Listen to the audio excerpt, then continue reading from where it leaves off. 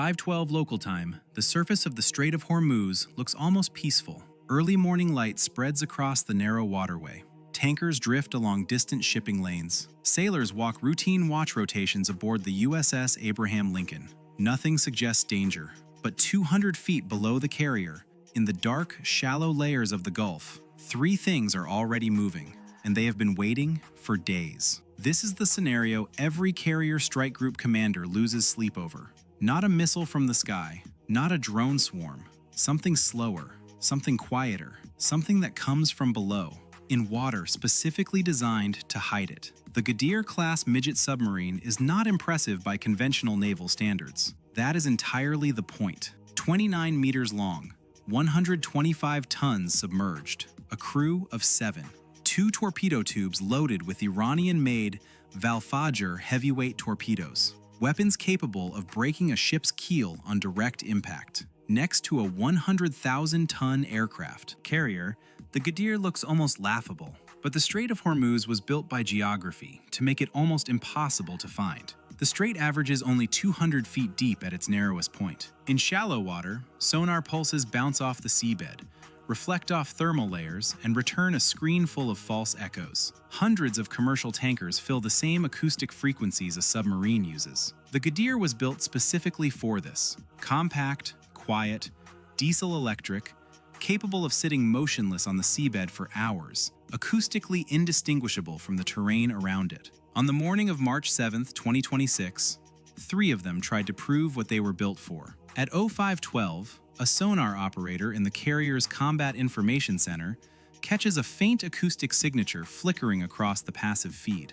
Not loud, not obvious, just a slow mechanical pulse buried inside the ocean noise. He leans closer. The signal stabilizes, bearing 147, range 19 nautical miles. Diesel-electric propulsion, possible subsurface contact, he says calmly. Everyone looks up. 5 seconds later, a second trace enters from a different direction, bearing 161, range 21 miles. A different acoustic fingerprint, a second submarine. Then the console flashes again, a third signal, bearing 132, range 23 miles. 3 contacts, 3 submarines, all moving slowly, all moving toward the same point, the carrier. The watch officer studies the tactical map. Track them, he says quietly. No raised voice, just quiet authority. Because the geometry already tells him everything. A 3-point submarine approach is not an accident. It is a formation specifically designed to spread torpedoes across multiple angles,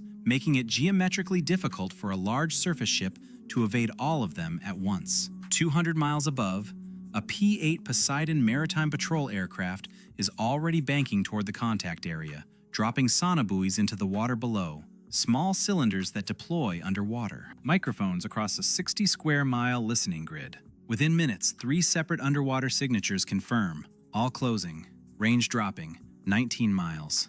17. The silent phase of the hunt has begun. At 0536, an MH-60R Seahawk helicopter lifts off the carrier's flight deck and accelerates toward the contacts. The Romeo is the Navy's primary submarine hunter, equipped with a dipping sonar system lowered directly into the water and armed with Mark 54 lightweight torpedoes designed specifically for fast, shallow water submarines. Inside the cockpit, the sensor operator watches the display update in real time. 3 contacts, closing range, 6 nautical miles. At 6 miles, every officer in the strike group understands the same thing without it being said. They are now inside the torpedo engagement envelope. The submarines do not need to close further to be dangerous. The watch officer's next transmission is calm and final. All units, 3 confirmed subsurface contacts in attack. Formation, weapons free on confirmed targets. 200 meters below the surface, the captain of the lead Iranian submarine gives his own order.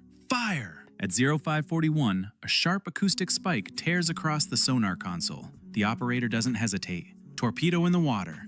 A new contact blazes onto the tactical display. Speed, 50 knots. Bearing, directly toward the carrier. Then a second launch. Then a third. 3 torpedoes, all converging, all aimed at the same target. Time to impact, 6 minutes. On the bridge, the 100,000-ton carrier begins to turn. It cannot move like a destroyer, But even a slow heading change can shift the angle of a torpedo's attack solution, forcing the weapon's seeker to compensate, buying seconds. The rudder shifts. The bow begins a gradual swing to starboard.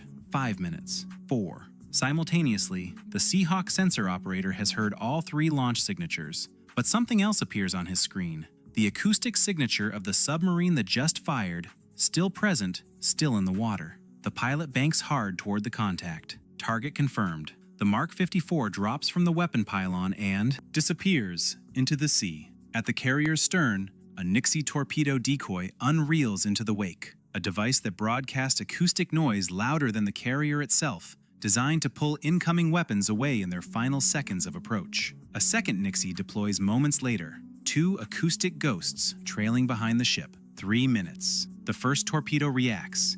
Its track curves on the display, seeker locking onto the Nixie signal, turning away from the carrier's hull. 1 redirected, 2 remain. Beneath the ocean, the Mark 54 has closed on its target. The Gadir captain hears the active sonar ping. He orders an emergency dive, floods ballast tanks, releases acoustic countermeasures designed to mimic his propeller signature.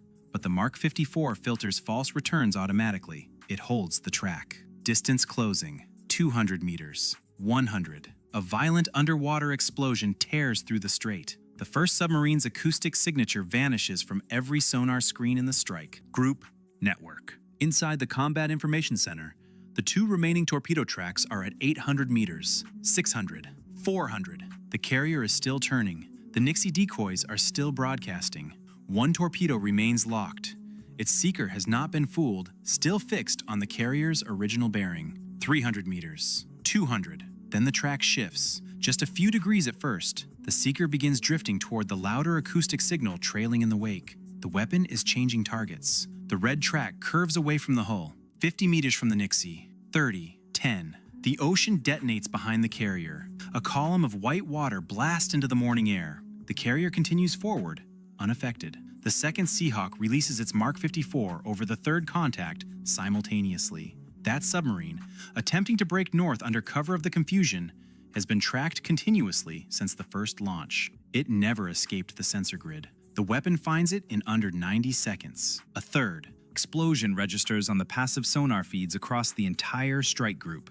3 detonations, 3 submarines, 3 acoustic signatures no longer moving. At 0559, the Combat Information Center logs the result. 3 hostile submarines engaged, all threats neutralized. The carrier resumes course. From the flight deck, the sea looks peaceful again. Nothing in the morning light reveals what just ended 200 feet below the surface. But here is what that log entry doesn't capture. Each Gadir-class submarine cost Iran approximately $20 million. 3 submarines, $60 million.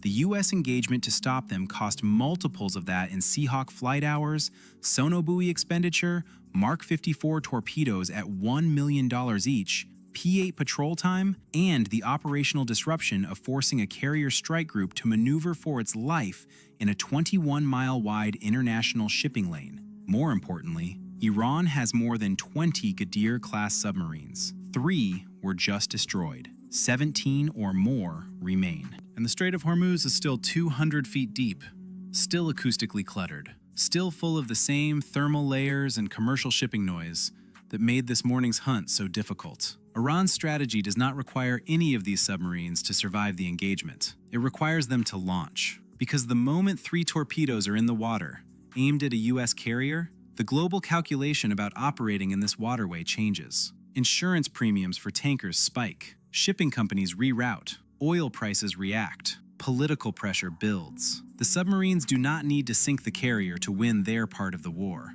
They just need to keep showing up. This morning, the U.S. Navy answered perfectly. Every system performed exactly as designed. The score is 3-0. Iran has 17 more.